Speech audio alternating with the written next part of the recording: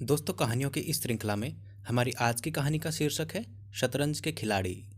इस कहानी का प्रथम प्रकाशन सन 1924 ईस्वी में माधुरी पत्रिका में हुआ था। तो आइए सुनते हैं कहानी शतरंज के खिलाड़ी। वाजिद अली शाह का समय था। लखनऊ विलासिता के रंग में डूबा हुआ था।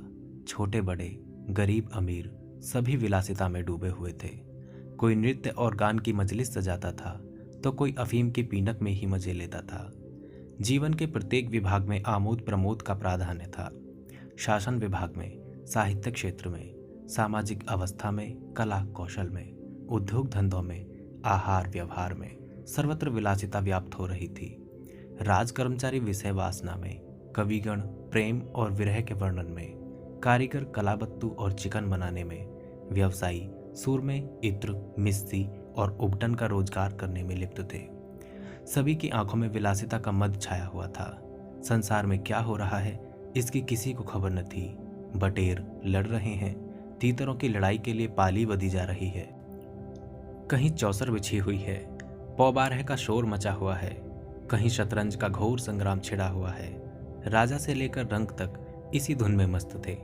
यहाँ तक कि फकीरों को पैसे मिलते तो वे रोटियां न लेकर अफीम खाते या मादक पीते। शतरंज, ताश, गंजीफा खेलने से बुद्धि तीव्र होती है, विचार शक्ति का विकास होता है, पेचीदा मसलों को सुलझाने की आदत पड़ती है। ये दलीलें जोरों के साथ पेश की जाती थी। इस संप्रदाय के लोगों से दुनिया अब भी खाली नहीं है। इसलिए अगर मिर्जा सलजाद अली और मीर रोशन अली अपना अधिकांश समय बुद्धि तीव्र करने में व्यतीत करते थे तो किसी विचारशील पुरुष को क्या आपत्ति हो सकती थी। दोनों के पास मौरूसी जागीरें थी। जीविका की कोई चिंता न थी। घर में बैठे चकौतियां करते थे। आखिर करते ही क्या।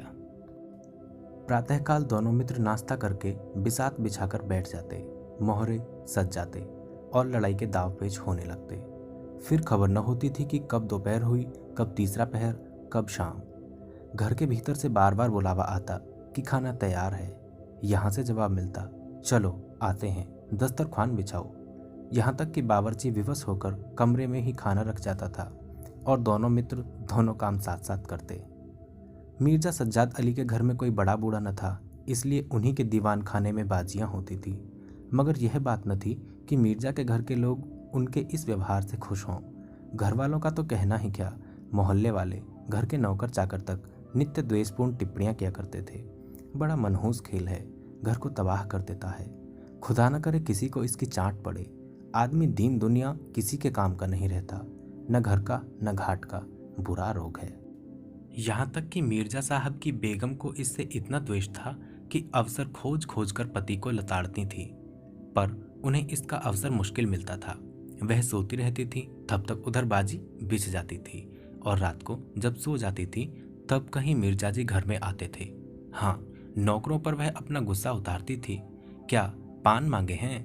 कह तो आकर ले जाएं।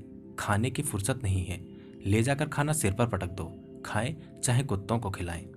पर रूबरू वह कुछ भी न कह सकती थी। उनको अपने पति से उतना मलाल न था जितना मीर साहब से। उन्होंने उनका नाम मीर बिगाड़ू रख छोड़ा था। शायद मिर्जा जी अपनी सफाई देने के लिए सारा इल्जाम मीर साहब ही के सर पर थोप देते थे। एक दिन बेगम साहबा के सर में दर्द होने लगा। उन्होंने लौंडी से कहा, जाकर मिर्जा साहब को बुला लो, किसी हकीम के यहाँ से दवा लाएं, दौड़ जल्दी कर। लौंडी गई तो मिर्जा जी ने कहा, चल अभी आते हैं। बेगम साहबा का मिजाज गर्म था। इतनी ताब कहाँ कि उनके सर में दर्द हो और पति शतरंज खेलता रहे। चेहरा सुर्ख हो गया।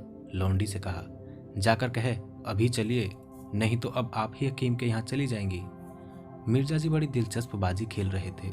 दो ही किस्तों में मीर साहब की मात हुई जाती थी। झुंझलाकर बोले, क्या ऐसा दम लबों पर है, जरा सब्र नहीं होता? मीर, अरे तो जाकर सुनाइए ना, औरतें नाजुक मिजाज होती ही हैं। मिर्जा, जी हाँ, चला क्यों जाऊं, 2 किस्तों में आपको मात होती है। मीर, जनाब इस भरोसे न रहिएगा। वह चाल सोची है कि आपके मोहरे धरे रहें और मात हो जाए। पर जाइए सुनाइए, क्यों खामखा उनका दिल दुखाइएगा। मिर्जा, इस बात पर मात ही करके जाऊंगा। मीर, मैं खेलूंगा ही नहीं, आप जाकर सुनाइए। मिर्जा, अरे यार, जाना पड़ेगा हकीम के यहाँ, सिर दर्द खाक नहीं है, मुझे परेशान करने का बहाना है। मीर, कुछ भी हो, उनकी खातिर तो करनी ही पड़ेगी।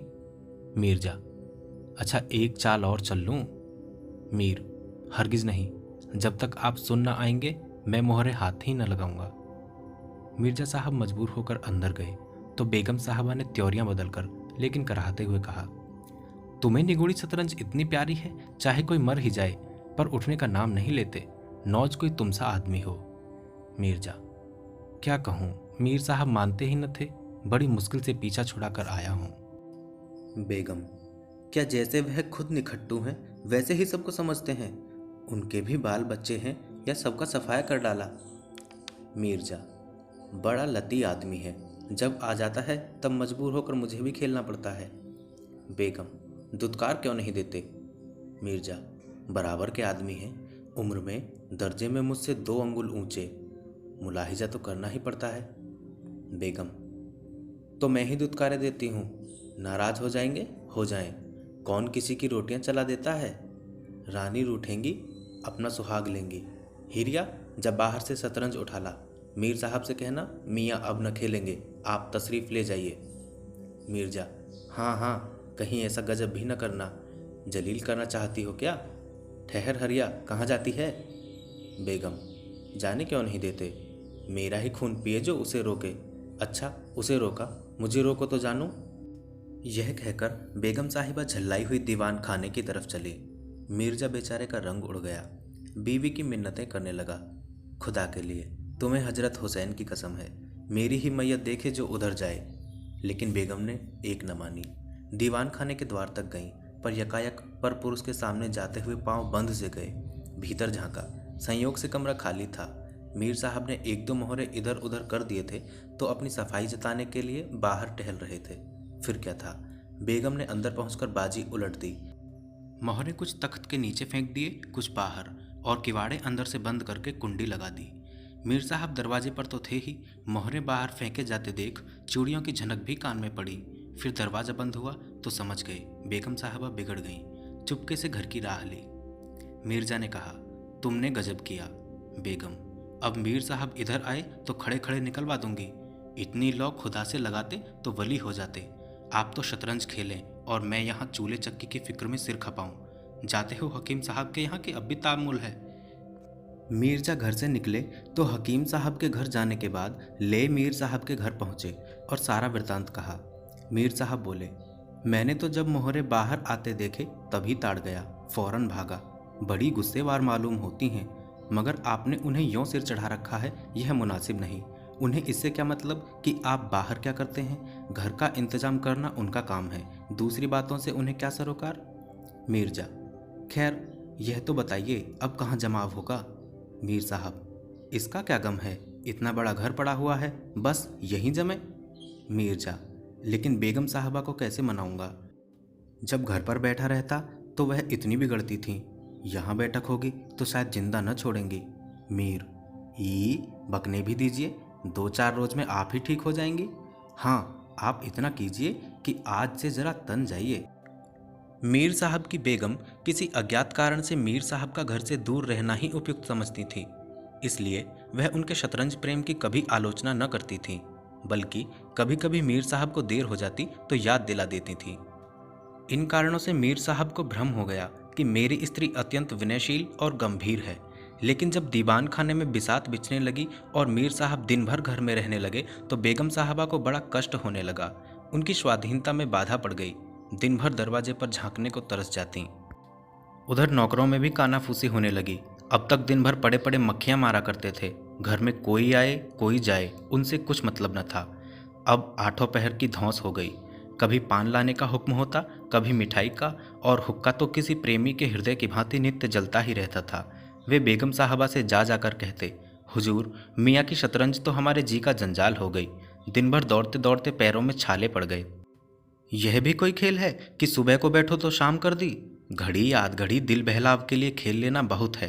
खैर, हमें तो कोई शिकायत नहीं, हुजूर के गुलाम हैं, जो हुक्म होगा बजा ही लाएंगे। मगर यह खेल मनूस है, इसका खेलने वाला कभी पनपता नहीं, घर पर कोई न कोई आफत जरूर आती है। यहाँ तक कि इसके पीछे मोहल्ले के मोहल्ले तबाह होते देखे गए हैं। सारे मोहल्ले में यही चर्चा होती रहती है, हुजूर का नमक खाते हैं, अपने आका की बुराई सुन सुनकर रंज होता है, मगर क्या करें। इस पर बेगम साहबा कहती, मैं तो खुद इसको पसंद नहीं करती, पर वह किसी की सुनती ही नहीं, क्या किया जाए।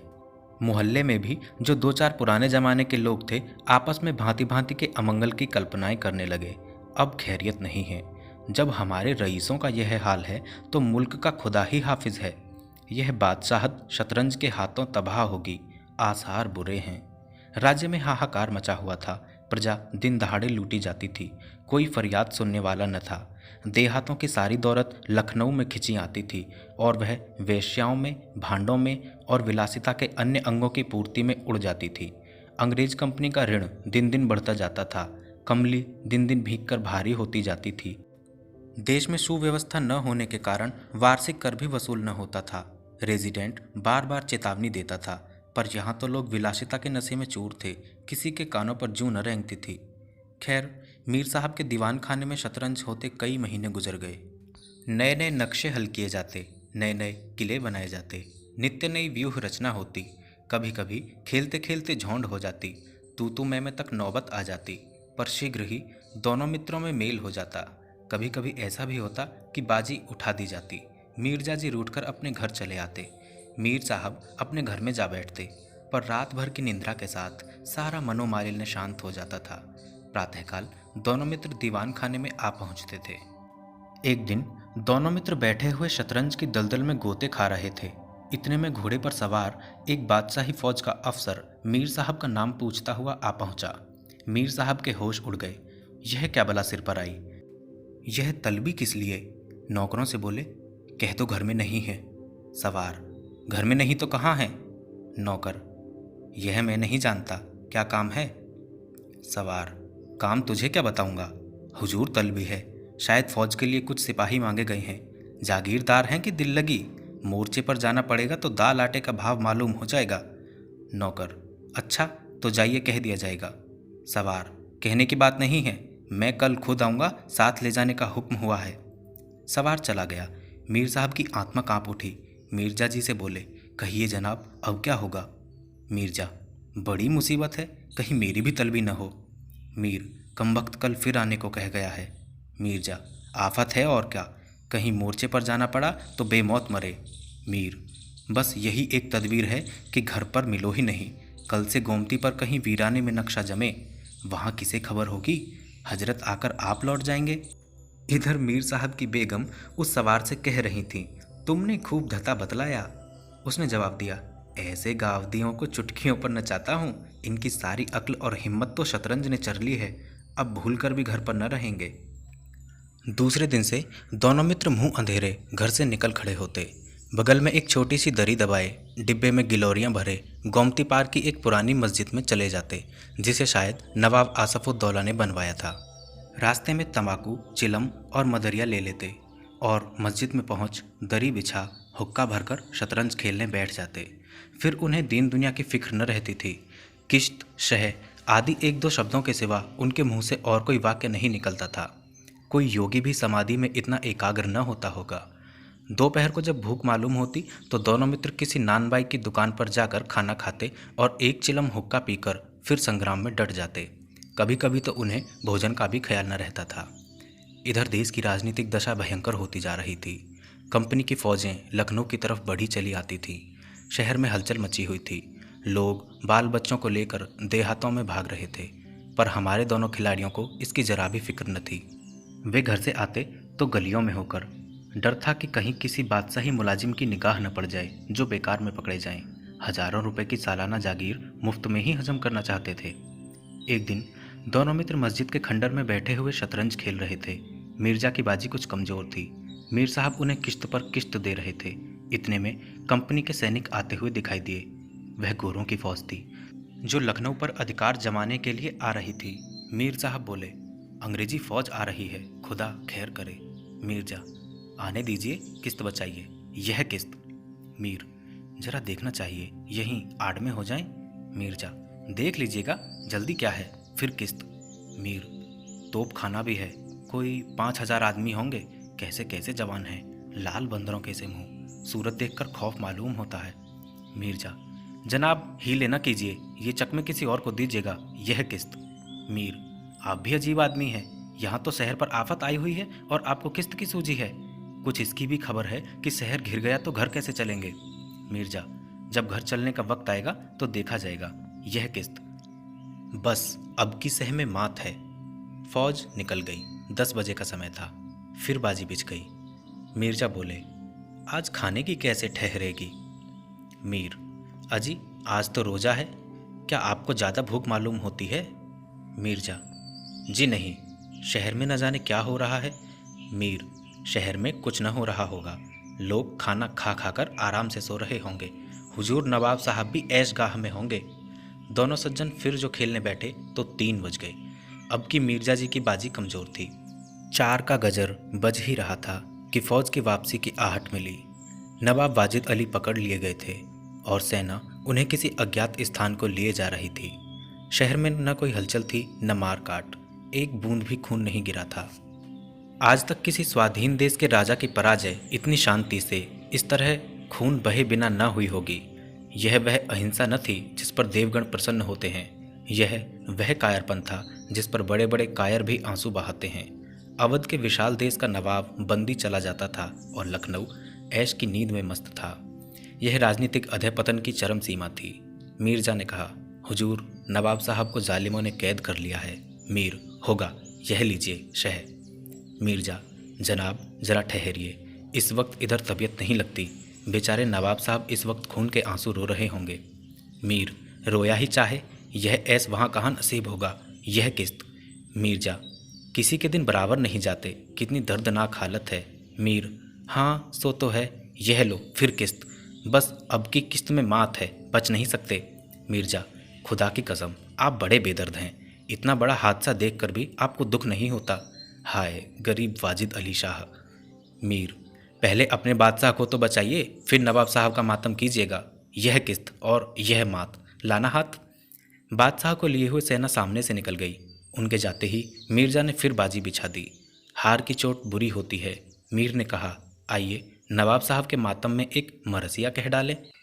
लेकिन मिर्जा की राजभक्ति अपनी हार के साथ लुप्त हो चुकी थी। वह हार का बदला चुकाने के लिए अधीर हो रहे थे। शाम हो गई।